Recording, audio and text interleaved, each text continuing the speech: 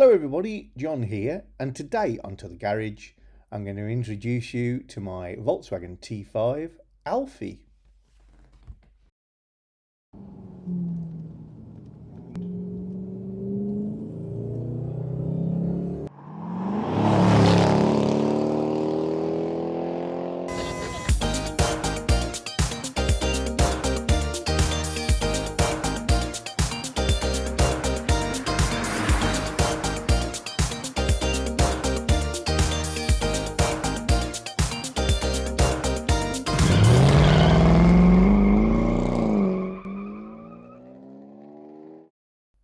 Alfie is a 2014 Volkswagen T5.1. She's a 1.9 diesel with 140 horsepower. And for those of you who are Volkswagen minded, she is a T30 short wheelbase in Highline trim. Alfie has been bought to be a day van for little adventures and picnics for myself and Joe and Molly like this, and more importantly, in terms of the amount of time that I'm going to spend with her, she's going to be my work accommodation for shorter trips. So I work away from home a lot, and she's a useful vehicle for visiting clients. She looks smart. She can go in any car park. And then after the workday is done, I don't have to pay for hotel accommodation, just campsites. She's got about 140,000 miles on her, but has been well serviced, and the midnight blue paintwork still looks very sharp. And another thing that really attracted me to this van was its conversion by Easy Campers of Mablethorpe. It still allows me to use the van as a van. So it doesn't have the traditional rock and roll bed. It has a different layout that means I have access front to rear, and can slide things in if I take a couple of items out of the way. So that was part of its appeal to me. So this is me setting up on site after a work day, and it's pretty straightforward. I've got some storage under the seat in the cab that I can pull out cables from, and the bucket that I put to collect the little bit of waste water that comes from my sink. And once that's done, I simply go inside, release a couple of little luggage type straps that allow the roof to rise in 2 stages and give me my high top, and then I've got full headroom. Alfie is a barn door van, meaning the doors open sideways rather than the tailgate, and discussion will rage on forever amongst VW enthusiasts about tailgates versus barn doors. I'm a bit ambivalent. I think that it is very nice to have the tailgate as a shelter, but the reality of how often that's useful is minute.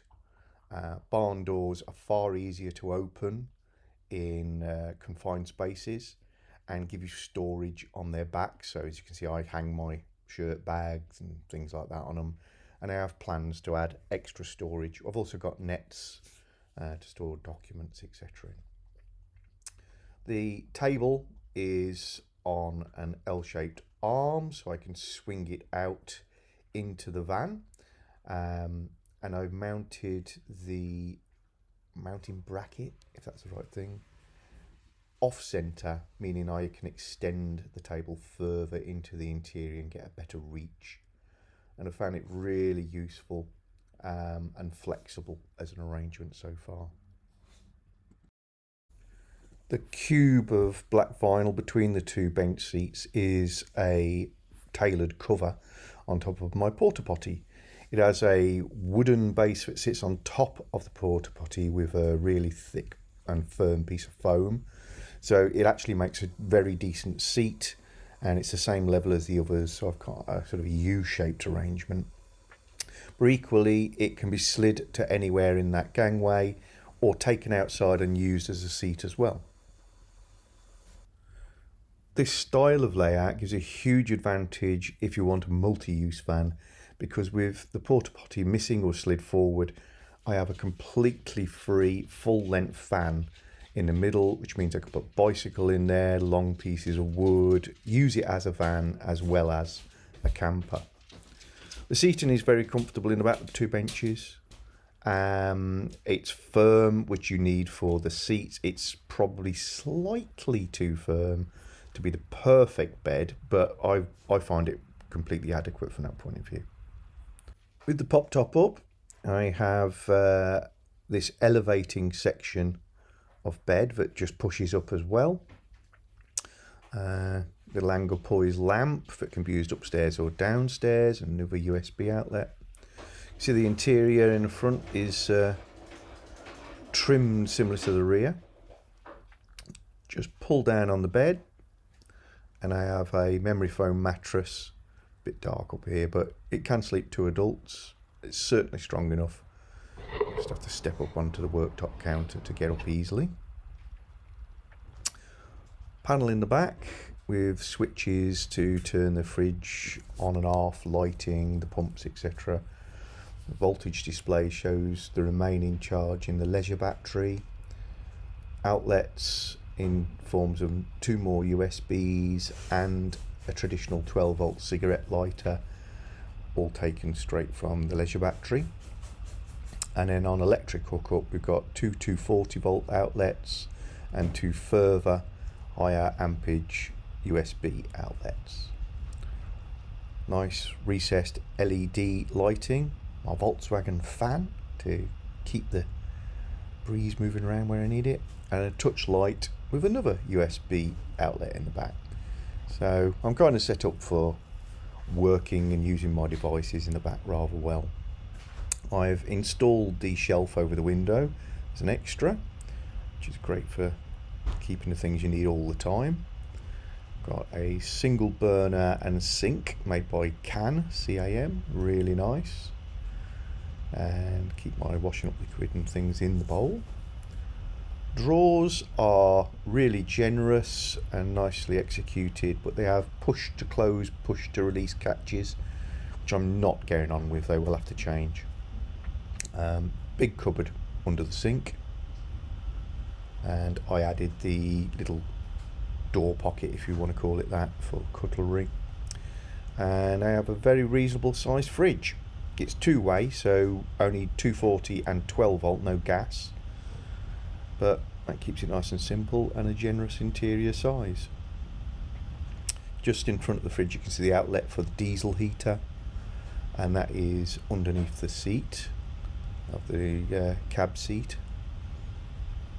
and that's a remote control unit, so I can actually start the interior heater from inside my house when things are frosty. Beautifully trimmed seats matching the rear, and yeah, just standard 5.1 Highline interior, which means very good. I've installed a double DIN much later stereo with Apple CarPlay, but other than that, at the moment the interior is pretty much as I bought it.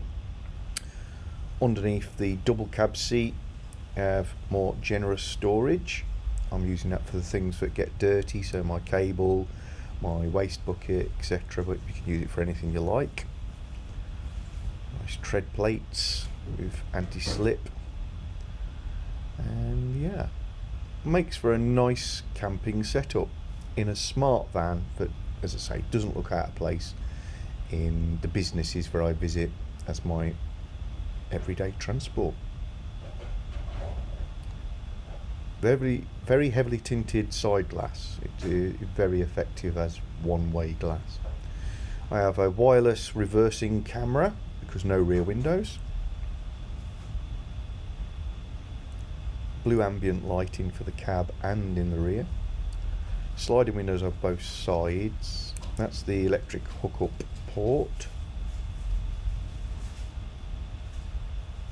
Okay, you can see some of the mesh nets I've got on the rear door. My kitchen is more than adequate because a much deeper than standard worktop, giving me plenty of space. I've got a nice place to eat and work, and the transition into nighttime mode is pretty straightforward.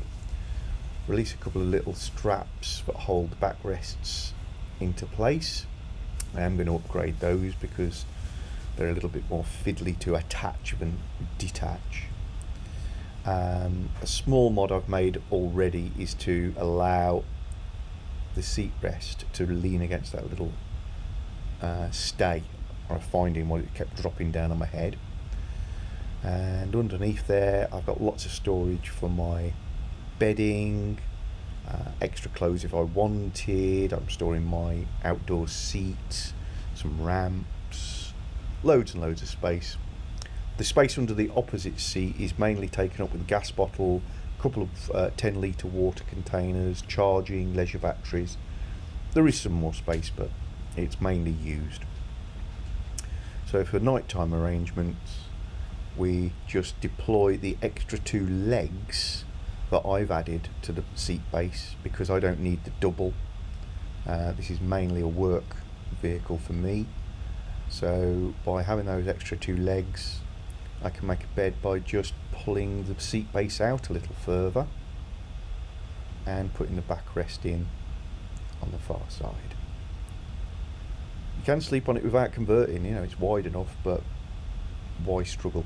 It makes it much more generous and much more. So other than this, my daytime to nighttime transition is completed by pulling the curtains in the back.